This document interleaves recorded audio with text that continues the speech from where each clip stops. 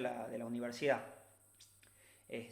Bueno, lo primero que les quería comentar, chicos, es que tanto a ustedes, y bueno, cuando vean el video seguramente a los chicos del centro, ¿se acuerdan que algo les había dicho yo de un arreglo que tenía yo con unos profesores de la Universidad de Chile? Y ya lo estuve prácticamente cerrando al tema y se sumó también un profesor de una universidad de República Dominicana. Y en la Universidad de Chile, la Universidad Nacional de Chile, o sea, de Santiago de Chile, una de las universidades más, sin duda la más importante de Chile, y de una universidad también muy prestigiosa de República Dominicana. Vamos a hacer trabajos en conjunto con los alumnos de la materia de Derecho Internacional Privado de allá. En principio, en Chile hay 53 alumnos. En República Dominicana creo que son 25, una cosa así. Y bueno, y nosotros somos un poquito menos. Entonces yo ya cuando tenga hora voy a tratar de pedir ya el listado definitivo esta semana. Y de ahí, con el listado definitivo, hay una interferencia, no sé de quién será, che, pero bueno, capaz que es de la mía. Espero que se escuche bien después. Bueno, la idea es que vamos a hacer, en principio va a ser un argentino, dos personas de República Dominicana y 3 o 4 chilenos por grupo. Eso obviamente que ya lo vamos a organizar nosotros y les pasaré el contacto, ya vemos cómo lo orquestamos, digamos, pero probablemente hagan grupos de WhatsApp, se contactarán con sus colegas, digamos, de los distintos países y tendrán que resolver algún caso, seguramente ver las diferencias entre las distintas legislaciones, cómo lo resuelven ellos, cómo lo resolvemos nosotros.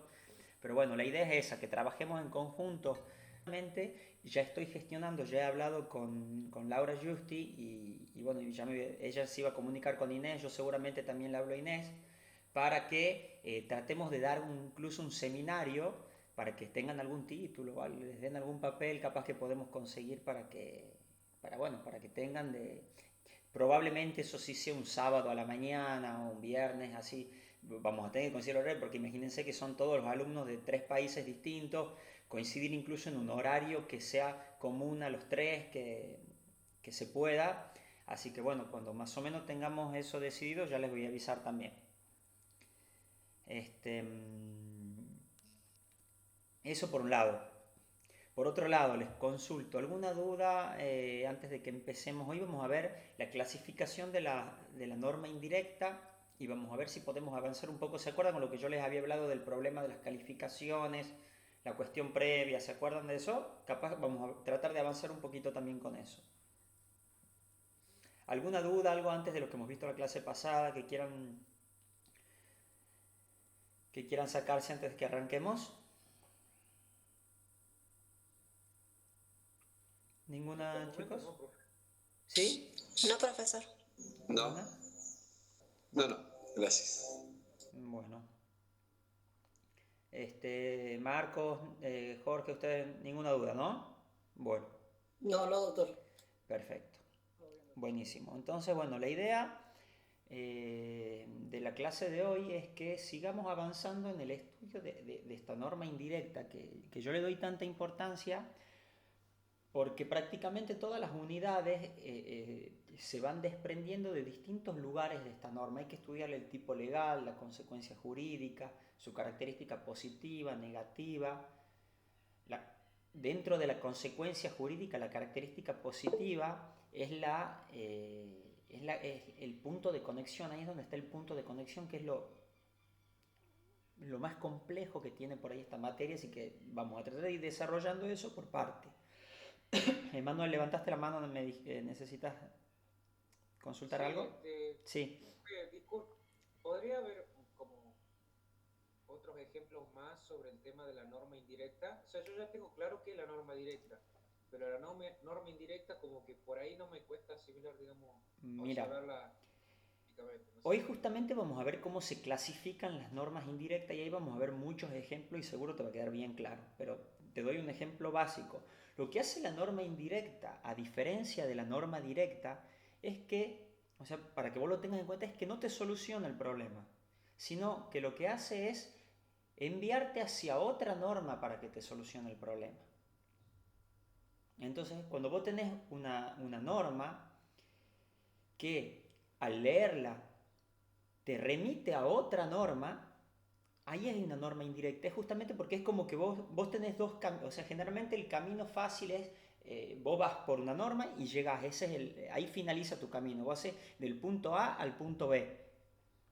O sea, vos vas hacia la norma directa, que es la que aplicás y resolves el conflicto. En la norma indirecta vos tenés que pasar por dos puntos. Es como que vos vas, o sea, vos que sos del punto A vas al punto B, que es la norma indirecta, y ella te remite a un punto C, que es la otra norma que te resuelve el conflicto. Entonces, es como un camino más largo, es como que pasas previamente por una norma y esa norma te lleva a otra norma. Eso es lo que la diferencia, digamos, a la norma indirecta de la norma directa. Es que ella por sí sola no te resuelve nada, sino que te dice cuál es la norma que te va a resolver el problema. ¿Se entiende, Manuel, esto más o menos? Sí, profe, un poco mejor. Bueno, ahora vamos a ver igual la clasificación y ahí la vamos a ir estudiando la norma indirecta y ahí seguramente te va a ir quedando más claro. Esto sí vamos a ir medio, les voy a pedir si tienen para anotar, porque voy a ir por ahí leyendo definiciones o cosas así para que ustedes las vayan teniendo. Igualmente, obviamente que después voy a subir este video y lo van a poder ver, así que ahí no se les va a complicar mucho. Primero las podemos clasificar a las normas, o sea, vamos a ver la clasificación de estas normas indirectas.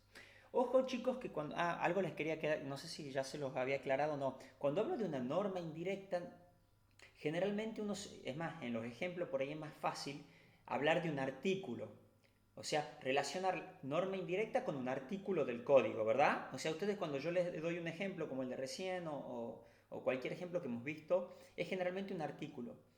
Tengan cuidado que no necesariamente cuando se habla de una norma indirecta se refiere a un artículo, puede ser un conjunto de artículos también. O sea, la norma indirecta no es sinónimo de un artículo, de un código o de algún tratado, no es sinónimo de ese artículo en sí, sino de la norma. O sea, la norma indirecta puede ser todo un tratado en conjunto, porque puede ser que yo para resolver un conflicto tenga que leer varias normas, o sea, varios artículos dentro de una norma, y que ese conjunto me lleve hacia otra norma, que puede ser otro artículo o otra normativa legal. ¿Se entiende? Entonces, ojo con confundir y tomar como sinónimo un artículo, digamos, de algún código con esta norma indirecta. Porque la norma, si bien sí puede ser un artículo, puede también no serlo. Volvamos a la clasificación. La primera clasificación se puede clasificar de distintas formas. Una de las clasificaciones que podemos hacer es según la procedencia de las normas indirectas, o sea, según su procedencia. Clasificándolas según su procedencia podemos decir que hay normas indirectas internas y por otro lado normas indirectas internacionales o convencionales. Las normas indirectas internas son las que se originan en la voluntad de un Estado.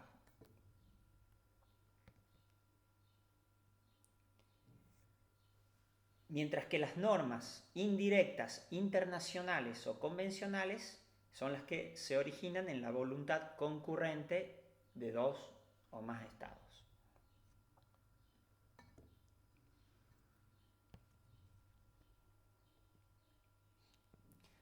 ¿Se entiende hasta ahí, verdad?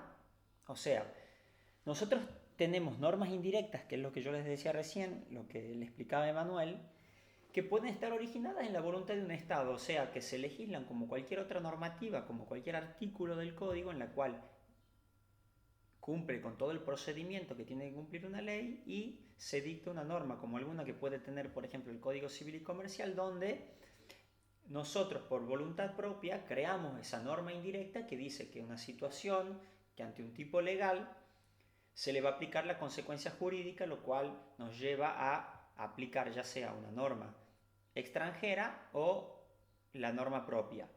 Pero siempre teniendo en cuenta que esa norma que se crea por voluntad de ese solo Estado es una norma indirecta. Esas serían las internas, mientras que las internacionales o convencionales son las que podemos encontrar, por ejemplo, en un convenio y que sea indirecta a la vez. O sea, en un convenio puede haber una norma que no lo resuelva el conflicto, sino que justamente me diga cuál va a ser la norma que lo va a resolver el conflicto.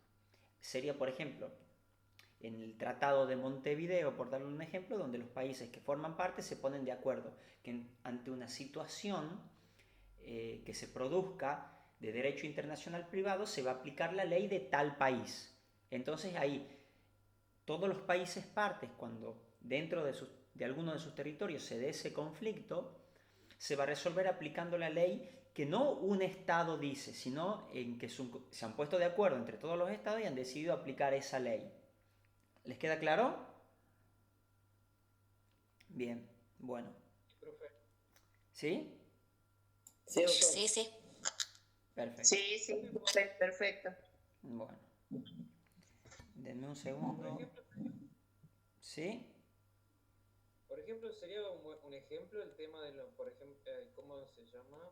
Los hold down o los fondos buitre, pero la Argentina eligió la jurisdicción de Estados Unidos para someterse con los acreedores privados. Bueno. Sí, a ver. Ahí estamos hablando de un tema de jurisdicción, digamos, esto es análisis de la norma indirecta, esto es cualquier norma, puede ser para cualquier cosa. Puede ser que cuando se hizo el convenio del préstamo de esos fondos, se haya convenido, generalmente eso es de acuerdo con particulares, hay que ver cuál es la normativa específica que se aplique a ese caso, pero si rige algún tratado para regular esa situación, para resolver la situación de los fondos buitres, ahí se estaría acudiendo a una norma de procedencia internacional y no una norma interna. Los estados generalmente, por ejemplo el Estado argentino, en el caso de los fondos buitres, lo que quiere hacer es decir, no, acá no se aplica ninguna norma indirecta internacional, sino una norma indirecta interna. ¿Por qué? Ahí siempre hay una cuestión de conveniencia, ver qué le conviene a cada parte. Entonces, esto es más amplio, es medio difícil que lo entiendas con ese ejemplo. Llevarlo a algo más simple, como que nosotros nos pongamos de acuerdo con Uruguay, por decirte un ejemplo, en la situación por ejemplo, para que un matrimonio sea válido, se va a aplicar la ley del lugar donde se ha celebrado ese matrimonio. Entonces, si nosotros hemos hecho un convenio con Uruguay entre los dos países donde se va a tener en cuenta la validez del matrimonio, cuando se produzca un matrimonio entre una persona de acá y una de allá, no se va a aplicar la norma interna, sino esa norma internacional va a regular esa situación. Y lo que diga esa norma indirecta internacional, de origen internacional, es la que va a resolver el conflicto, ya sea que diga en este caso, por ejemplo, la del lugar de celebración, si se celebra en Argentina, va a ser la de Argentina, y si es la de Uruguay, la de Uruguay. O si se han casado en otro lugar, la de ese otro lugar. ¿Se entiende? Profesor, Sí. podría ser ahí, por ejemplo, lo que se ha celebrado entre varios países, que es el Mercosur. Exactamente, el Mercosur. Ajá. Sí, el Mercosur es un conjunto de normas internacionales, de origen internacional, porque son varios países que se ponen de acuerdo y dictan normas, las cuales pueden ser, ojo, directas o indirectas, ¿no? Hay que tener en cuenta eso, que no porque se pongan de acuerdo los estados, la norma tiene que ser indirecta. Acuérdense que una cosa es saber que una norma indirecta no me resuelve un conflicto y me deriva a otra, y también pueden los estados crear normas directas. Entonces, ojo con confundir eso.